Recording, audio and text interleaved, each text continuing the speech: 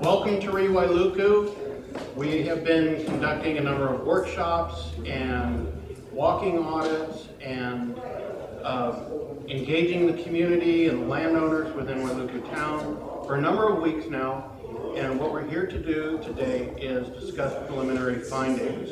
Hi, welcome everybody. If you haven't been to an active design workshop today, welcome. That's what this is. This has been our studio basically for the last 3 weeks. And myself, I'm a planner in the current planning division of the planning department. I staff the redevelopment agency for Wailuku area. So to kick it off, this was the beginning of one of our walking audits this week. We had, we initially had a whole week of open houses, and we concluded that week with a reception of First Friday. I can't believe it was only a week ago, but that was last week Friday. We had a reception here. We had almost 300 people come through the door that night, so that was really, really exciting. And then we kicked off Design Week Monday morning and had property owners in and out all week talking with us about their properties and what they would like to accomplish with their properties. And our designers have been putting it to paper. So I'm going to tell you what we learned. Yeah, this is what we're trying to avoid, right? This is what we are trying to avoid, yes. This is not Wailuku. This was the Baldwin Avenue, or Baldwin High School this morning. Dan and Jonathan were down there taking this photograph. And there's a subtle message that we should be walking. Do you want to walk there though? No. So as we invited people to really comment and think through what they would like to foresee in Wailuku town, these were a number of the things that began to emerge, and it really works to create the whole package for what Wailuku should be.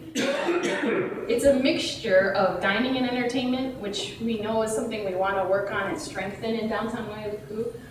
Some basic things like health services, dry cleaners, tailors, more hotel uses, more opportunities for residential. It's a really complete package that people voiced they wanted to see to develop a more complete town.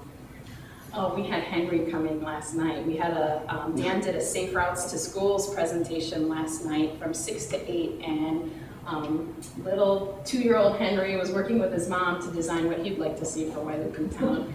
And it reflected a lot of what other people wanted to see. Shade trees, they wanted a place to walk, they wanted a place to park their bike, those sort of things. We were really lucky yesterday to have the governor visit the Rewailuku studio and sat with us for quite a while, much longer than we actually anticipated him sitting with us, and got really engaged. We were very pleased. It was a great discussion. Some sitting and talking story. We walked him around first, and then we sat and talked story for about 25 minutes. These were some of the folks that were there sharing their thoughts and ideas with the governor. And this is Alan, our designer, sitting down with a major property owner in downtown Good Shepherd Church, discussing the future potential for their property and both their constraints and the opportunities of their site and their contribution to the whole block. So we did that a lot. This is what the walking audit this morning we went on through Wailuku town. We started at the county campus and walked through the state campus, back over to Wailuku Elementary School, and then back to the county campus. So this slide is kind of about where did we begin starting Rewailuku? Why did we do this in the first place? And it's sort of a trifecta of reasons. The first reason was we've got this looming question about a parking structure out there. Are we going to build it? What is it going to look like? How many stalls is it going to have? All of those things. And we have a 60% construction design at this point. That design has gone through the environmental assessment process and is being finalized at the moment. And during that process, we received both support and question on what exactly to build into the future. And we heard from the mayor's office that he has a few questions that he would like to see answered. So we had questions about the parking structure. We knew we wanted to create a financing plan for the redevelopment area, and we've hired a consultant to actually begin working on that financing plan. And what he said to us was, well, what do you want to build with the money that you'll be getting from the financing? And we said, well, we know we want to improve Vineyard Street, and we probably want to add sidewalks. And he said, you need to be specific. how many lineal feet are we talking of sidewalk? How much undergrounding with power lines are you doing? He needed to be able to associate some real costs. So that was the second reason, was financing.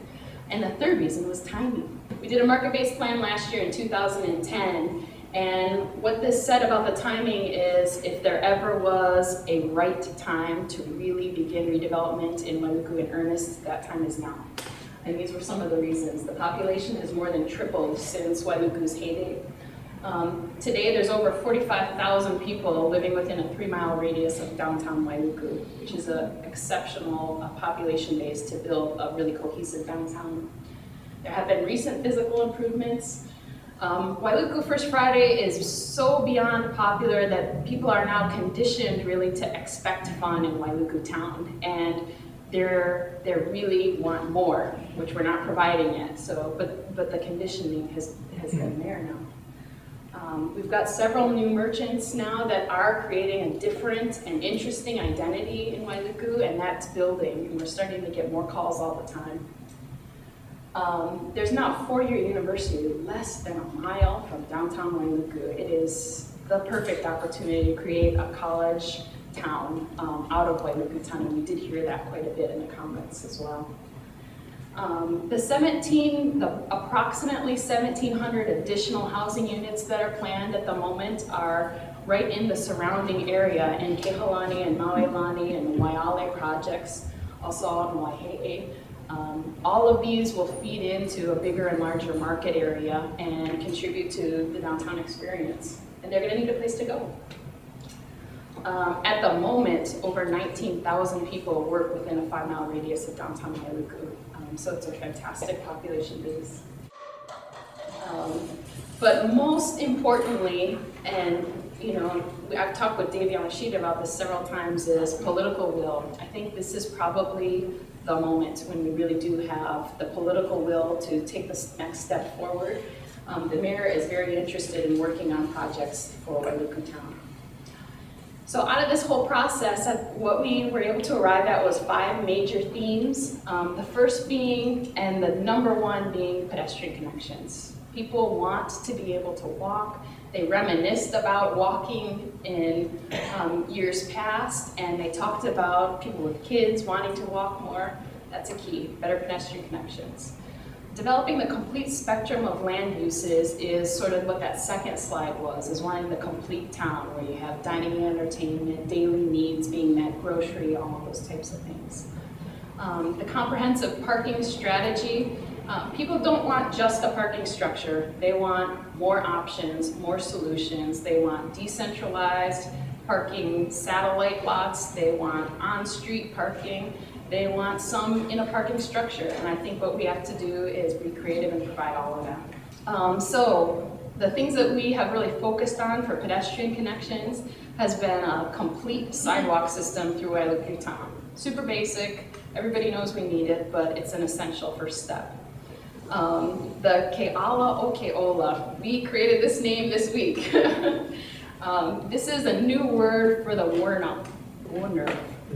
Wunnerf, which is the German name for basically a street that's very interactive. Streets and pedestrians and bicycles and kids can all mingle at extremely, extremely low volume, low speed interaction, and just beautifully designed. So we now have a Hawaiian word for it, Keala Okeola. Awning, street trees, shade, they get the picture. We'll go into more detail on this with each of the individual blocks. The complete spectrum, the things that the number one thing people said was a grocery. They miss O'Oka's terribly, and they want a grocery in town. And while the O'Oka's model might not be the model we're able to replace, some type of an urban market is really what people are clamoring for. Creating a dining and entertainment district, developing more residential units, a playground, the closest playground's way up at Wailuku School, and then meeting the daily needs. A comprehensive parking plan, as I said, on-street parking, acquiring lots for satellite parking, developing government employee parking, which is in the works in the mayor's office at the moment. Development of collective parking in each block. So this is the satellite concept, and it might not necessarily be public. It might be private, where everyone can share a collective parking area. And then the creation of an appropriately scaled parking structure. And another goal is really to enhance the public realm, or the open space between the building walls, to becoming a place that people really want to come and stay, and as Ashley Takatani says, to hang. So that was the goal. There's a number of elements that you're going to see in the designs, and the designers have worked on these locations will all be discussed. And then finally, infrastructure. Everything kind of comes to a halt at the infrastructure question. So these are things that are going to have to be addressed up front. The whole idea of piggybacking projects is, a good example would be the Vineyard Street Waterline Improvement Project. Had we been where we are today, when that waterline project had started, we could have said, okay, well, you're going to rip up the road, and now we want to do sidewalks and on-street parking and trees and underground the power lines and all of those things, but we weren't ready. And then, so that project went, and it was just a single purpose construction project. If we're able to piggyback all those types of things simultaneously, we'll save a whole lot of money and we'll get a lot more bang for our buck. So that's one of the big goals. And included in that then would be the green infrastructure, paid parking equipment, and undergrounding the power lines, all of these things. And finally, other themes that sort of came out of this, and while they don't fall neatly under a single category, were more opportunities for fitness and health, and so we're looking at Wells Park and ways to accommodate that in places throughout town, community garden space, and then civic spaces, which truly celebrate the culture and the identity of the people of Wyndham. And with us today, we also have Mr. Dan Burton, nationally recognized expert on walkability and the interconnectivity within towns. What I'd like to do is just go into some of the detail, especially on the pedestrian realm, public space, street designs that support the vision of the community, and share with you how all of these things work. This has really been a great week in that we had quite a number of people join each of our walking audits, and we really started to get a sense of how challenging the issues are, but how important they're going to be to address. So we'll take a bit of a walk with the next few images. And notice everybody had fun. I like to say, if we're going to do a walking audit, let's make sure people are enjoying it. I can't remember the joke we were telling at the time, Aaron, but it had to be funny. But we really did get a sense of what the challenges are. While we were walking, we would design intersections, discuss how they would work. We were very fortunate to have council members, many people that have really lived and shared and know what to contribute on the walks. And I think quite a number of you were on our walks, and we're very proud of that. So let me set the stage by talking about how the real glue that ties any community together is the public realm. And if it's gotten somewhat, I don't want to say lost, but if it's lost its energy, it starts to affect the entire region. In fact, when people come to Maui, they say, well, we want to see a real village, and we want it to be reflective of the culture and of the history and of what the people represent. And I say, as long as we're building public realm, build it for the kids. Build it for the seniors. All the rest of us in between, well, I'm no more in between, but build it for me. But then it's gonna work for everybody. And truly, this is what all of civilization has always been about. The fact that we have a place for people to go to gather, to trade their services, products, and goods. That's the money side, but to also exchange the culture, the heritage, the wisdom, the passion. And indeed, we're now being told that the greatest number of jobs of the future are going to go to the places that have the best identity of being a unique place. Other areas that are just nothing but suburban are going to miss out. And this is based on a lot of studies by a lot of economists. So during the time I was here, I got a chance to take a lot of shots to show how people are using systems, where they choose to walk, where they must walk. But we also, as we went through the process, very interactive, Alan really started to take one good block and put some meat and substance to it. And before I get into the regular tools, I'd love to have Alan explain the concepts so that we can just see the detail of one and how public realm fits and things like that. Alan? The real basic concepts that were used is to break down the block size so that there's more connectivity. When we talk about walkability deals with having choices to get to someplace quicker and shorter. And now the block size in this particular one, the Church Street block, is about 680 by 480 in dimension. And so being able to walk around that block is going to be very difficult. And most of you know that there are shortcuts that go through that block that everybody are from the state office building can cut to the vineyard and church corner to get to some of the eating places. And so this plan here, as you're going to go and look at it in a more developed form, shows that there are streets and pathways that begin to provide mid-block crossings through it. But also it's really important when you walk along a street that there are active uses, that you're not walking by a parking lot, which has no interest, is not a place that you want to go to. I mean, you have to have active type of uses along the entire edge that forms the street edge itself. So that's connectivity. And we tried to scale the spaces to be smaller in scale. They're a little bit tighter. We've introduced street trees and green infrastructure. So many of the drainage problems here, such as the stormwater that can be picked up within the road systems.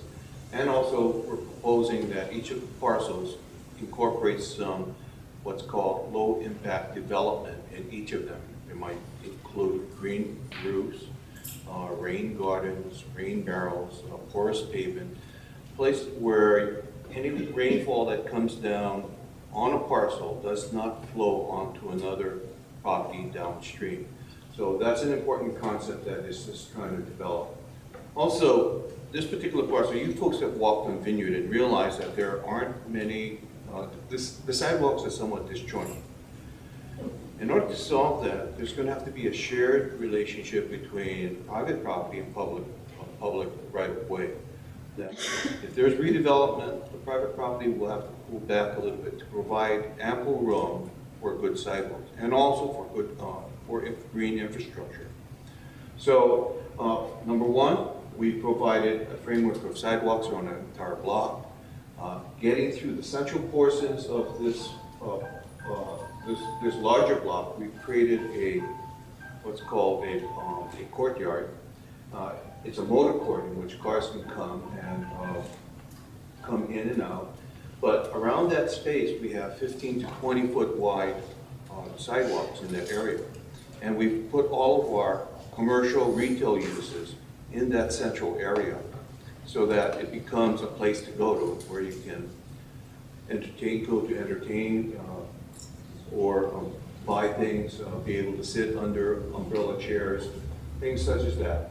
So those are some of the major concepts, but underlying all of this, there has to be a way in which each of the parcels can find a real estate means to develop the property. And so we spent time talking with the property owners and found a way in which to present them potential opportunities. There's risks involved, and so we've modified the plan so that in the case of the church, they realize that taking on these kinds of risks is really what they do. They're in the business of developing a parish and spreading their word. And so we've let that lower right-hand corner idle by itself until such time that they realize that they have to do something. But they also own parcels north of that. And we've showed a concept in which David King, Christian, who's on the upper right-hand corner, and the church themselves could think about and develop a concept together. So all of these concepts, properties, are not only have a pretty picture to them, but they're a deal structure in which the development process can be executed. And it's very, very critical in terms of development itself. So anyway, those are some of the ideas in terms of what we've been trying to do with these large-scale blocks. And our team was able to sketch out a number of different treatments just to show some of the issues, the need for shade trees as an example, how awnings will help add color, drama, pageantry, the importance of windows, especially on corners. So these are just ideas that got expressed early on that pick up and reflect a lot of the things that people said as they came to different events. Showing how scale might be achieved, some greenness, how we can provide a mix of uses. These are just examples of what you'll see as you cruise around the room. And then also to take a look at the opportunities along some of the streets are pretty, I'll just say barren right now, like Central, that we really need to heal starting in the center, but it's really got in time to capture the entire greater area. And as we do that, the land values will celebrate what the village was historically, what it has potential for coming back. I wanted to take the opportunity to explain the most critical part of connectivity, and that is how do we get pedestrians to be able to flow freely across streets like Main Street, High Street, Central. And so these are all concepts. The squares represent what we call raised intersections. They're very colorful and they really denote and send a message to the motorist that this is first a pedestrian realm.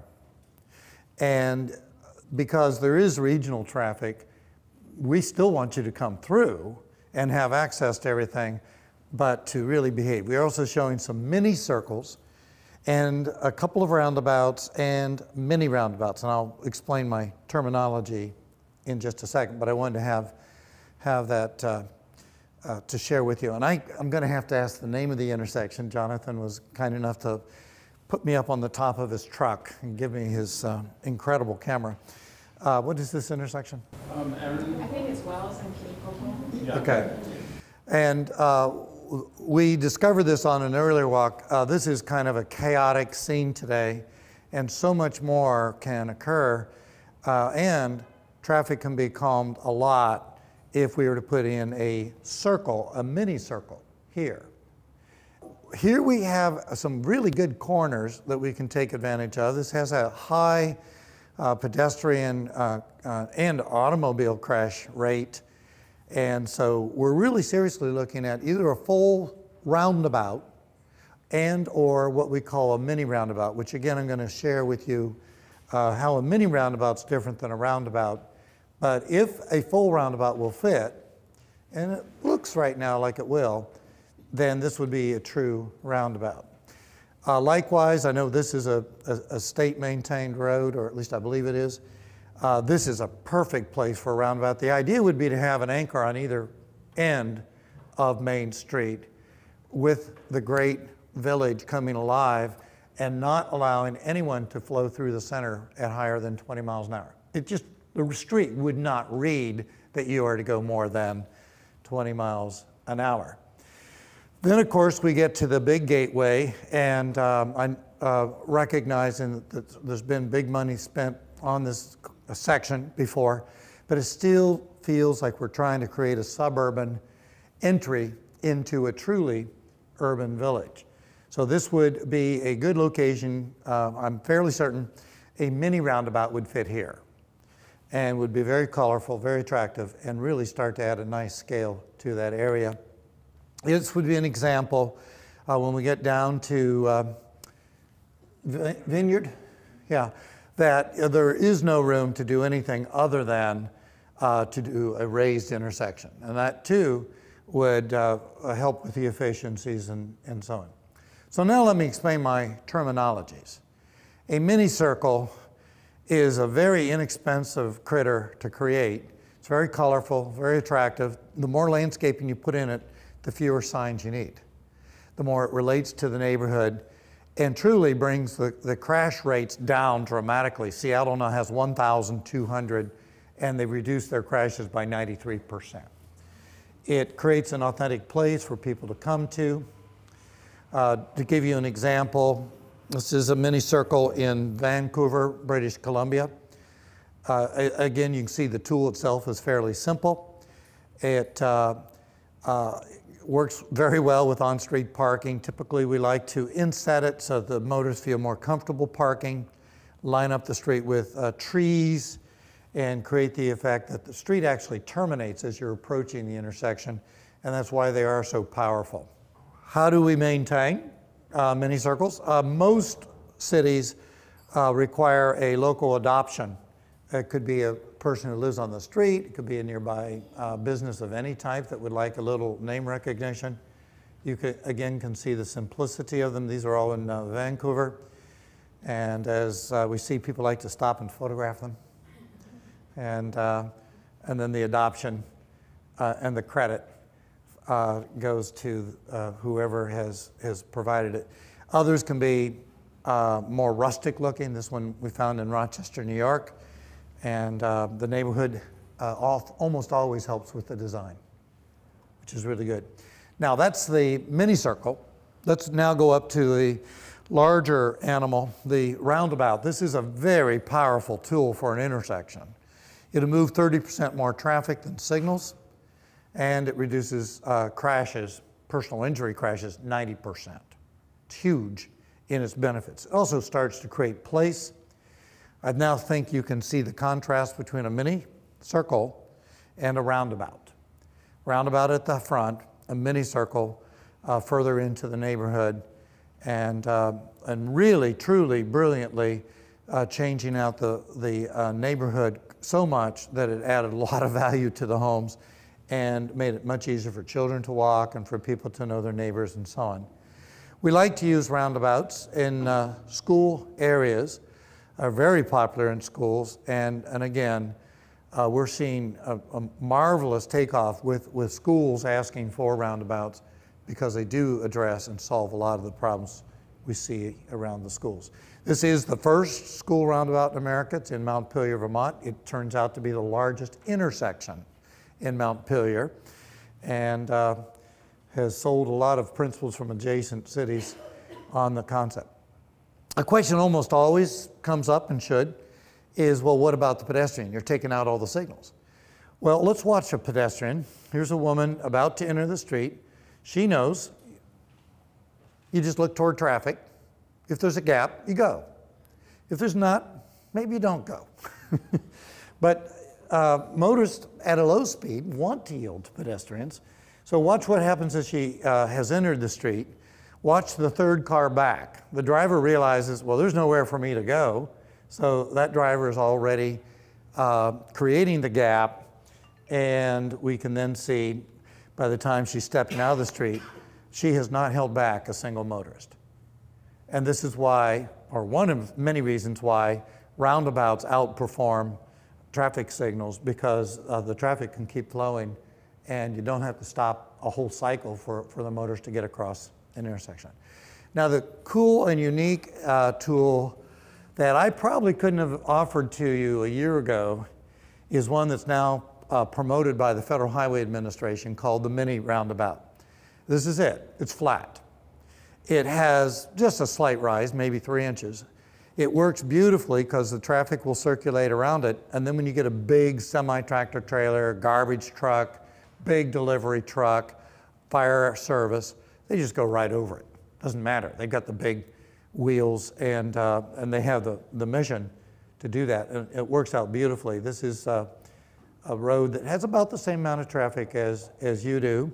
It's in Manitou Springs, Colorado. And again, notice they've emblazoned it with some real serious placemaking, as you can see there. The raised intersections are a very common tool in Europe. We've been introducing them in America now for about 15 years. An example, they're very attractive, very colorful. They set a nice definition, and they really add to the placemaking of a street. They can come in many, many different sizes or scales. It just depends on the street and typically reassemble the drainage. I think you can see here how they work. Now the fun one, and I'm going to have to learn how to pronounce Keala Okiola. Did I get close? Okay. Also roughly interpreted in German to mean Wurnovs. We think they're going to be happier with this word though, so they're going to drop their word and pick up a Hawaiian word. And this is basically a very prototypical Wurnow. And this, by the way, would be part of the village area that Alan has sketched out. It's going to just feel like, as a driver, you're welcome, but people rule the day and they set the speed. You would never honk your horn, and it's a place where children can pretty much run free, where seniors feel very comfortable with the street. And we have some in our own country, where the first ones I showed you were in Holland. These are in Asheville, North Carolina. This one is called Wall Street. And I think you can see now how the connectivity from up at where the county buildings are, the planning and medical centers, would connect all the way down to Main Street. What this obviously does is it makes it easy to just park anywhere. It doesn't matter.